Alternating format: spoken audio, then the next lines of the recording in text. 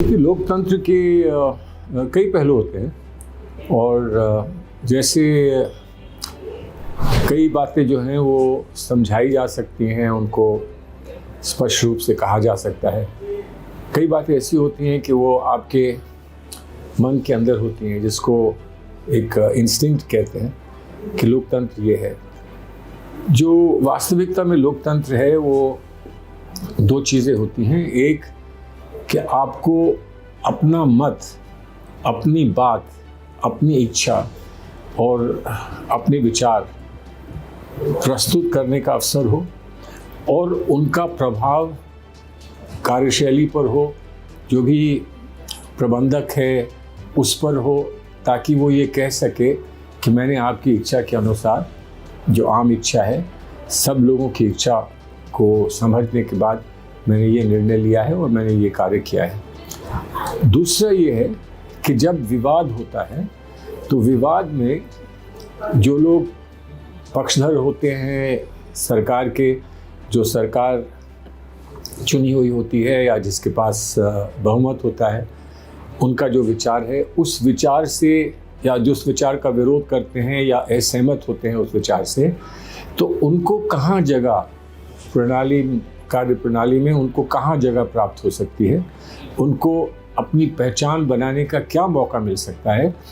अगर अंततः उनकी बात ना भी मानी जाए तब भी बात का सम्मान हो रहा है और बात को समझने का प्रयास हो रहा है, कोशिश हो रही है, और बात में जितना दम दिखे उतना अकोमोडेशन करने का एक अवसर मिले, ये सब लोकतंत्र में होता है और होना चाहिए, और बिना इसके लोकतंत्र चलता नहीं। देखिए, कुछ ना कुछ तो है, लेकिन अगर ये ना होता तो छोटी सी बात थी, किसी से आपका विवाद है, किसी ने कोई बात कही, वो आपको पसंद ना आई, आपने कानून का दावा किया, आपने कानून की पेशकश की और कहा कि कानून इस बात की इजाज़त नहीं देता है, और जैसे साधारणतः कानून के फैसले आते हैं वैसे ये फैसला भी होता।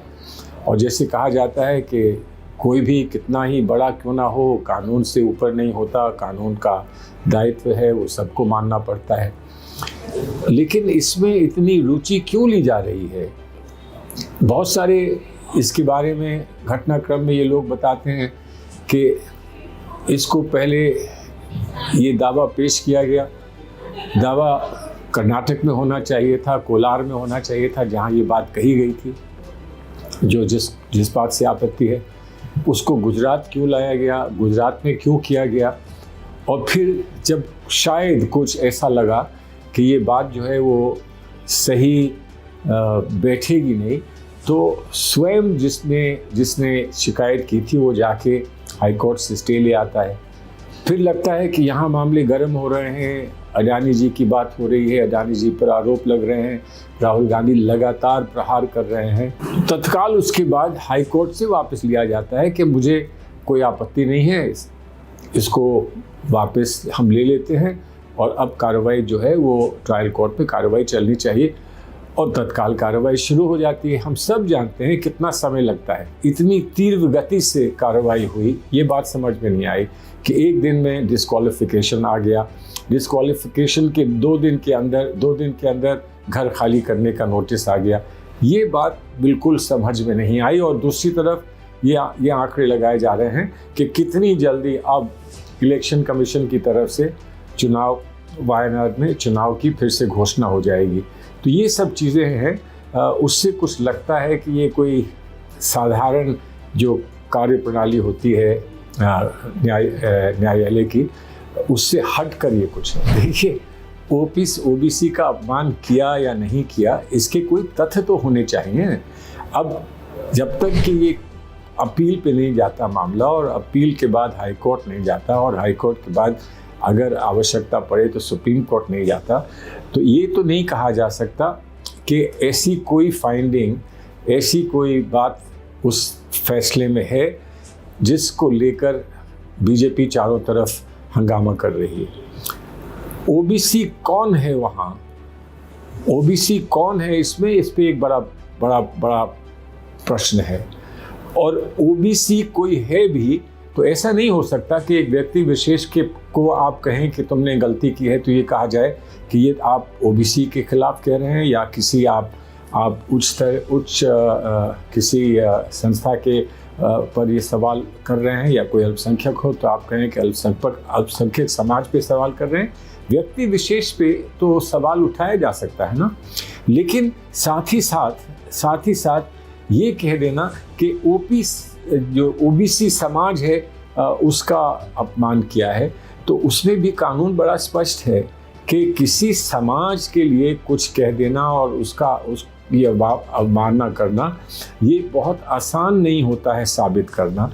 उसका क्या विशेष सेक्शन है, उसके कौन विशेष लोग हैं जिनकी अवमानना की गई है, इस पर विचार करने के लिए कोर्ट को बहुत प्रयास करने पड़ते हैं, तब कोई इसमें से कोई बात निकल के आती है। तो ये कह देना बीजेपी का कि इसमें साक्ष्य हमको मिल गए हैं और इसलिए हम राहुल गांधी पर ये आरोप लगाते हैं, सरासर बेईमानी है, सरासर बेबुनियाद है। और इस पर तभी चर्चा होनी चाहिए जब इससे ऊपर कोर्ट में, हाई कोर्ट में या सुप्रीम कोर्ट में ये बात स्पष्ट हो। कुछ रिश्ता है, लोगों को रुचि है इसमें, और रुचि होनी चाहिए कि ये लोकतांत्रिक व्यवस्था का एक बहुत महत्वपूर्ण प्रश्न है। लोकतांत्रिक व्यवस्था में कहाँ से सहयोग मिलता है, सरकार को कहाँ से धनराशि प्राप्त होती है, और जो धनराशि देता है उसको क्या क्या लाभ सरकार देती है, ये तो लोकतांत्रिक व्यवस्था में पारदर्शिता से लोगों को मालूम होना चाहिए। ये सवाल पूछा है। राहुल जी ने ये नहीं कहा है कि तुम्हारे संबंध हैं, राहुल जी ने कहा कि क्या संबंध हैं आप बता दो। इससे ज़्यादा और क्या एक ऑपोजिशन का, एक विपक्ष का नेता कह सकता है कि क्या संबंध है? हमें लगता है कि संबंध है, अब आप बताइए आपके क्या संबंध है। नहीं संबंध है तो सच्चाई सामने रख दीजिए, हम उसको भी स्वीकार करेंगे। लेकिन कुछ हमने आपको प्रथम दृष्टि से बातें बताई हैं कि आपके जहाज़ में वो चल के आए थे प्रधानमंत्री बनने के लिए, या जब वो ऑस्ट्रेलिया गए, कहीं और गए प्रधानमंत्री के रूप में, तो वो आपको साथ ले गए, और जहाँ से आपको पैसा उपलब्ध कराया गया, एसबीआई बैंक के चेयरमैन को आपके साथ बिठाया, वो सारे चित्र आए हैं। ये तो कोई छुपी बात नहीं है। इन सब को लेकर, ये सारी बातें लेकर राहुल जी ने ये कहा कि ये क्या है, आखिर ऐसा क्यों हो रहा है। और लोगों को तो आप नहीं साथ ले जाते, और लोगों को साथ ले जाने के बाद वो सारी धनराशि नहीं मिल जाती एक बड़े बैंक से, एसबीआई से या किस बैंक से नहीं मिल जाती जिसके चेयरमैन के साथ आप बैठते हैं। तो इसका स्पष्टीकरण करिए, इसका जवाब दीजिए। देखिए, सबसे पहले तो एक बात बता दें, हम राहुल गांधी को अपना नेता मानते हैं, और अगर हम आज राहुल गांधी पर आपत्ति आए और राहुल गांधी पर इतना बड़ा संकट हो और हम अपने आप घर बैठे रहें और हम कुछ ना करें, तो हम कायर होंगे, हम अपना चेहरा देख नहीं पाएंगे। हमें अपने नेता के लिए कुछ करना है, लेकिन हमारा ये सौभाग्य है कि हमारे नेता अपने लिए कुछ नहीं चाहते। हमारे नेता जो लड़ाई लड़ रहे हैं वो भारतीय डेमोक्रेसी के लिए, भारतीय लोकतंत्र के लिए लड़ रहे हैं, भारतीय व्यवस्था के लिए लड़ रहे हैं। वो सिर्फ अपने लिए अकेले लड़ना नहीं चाहते।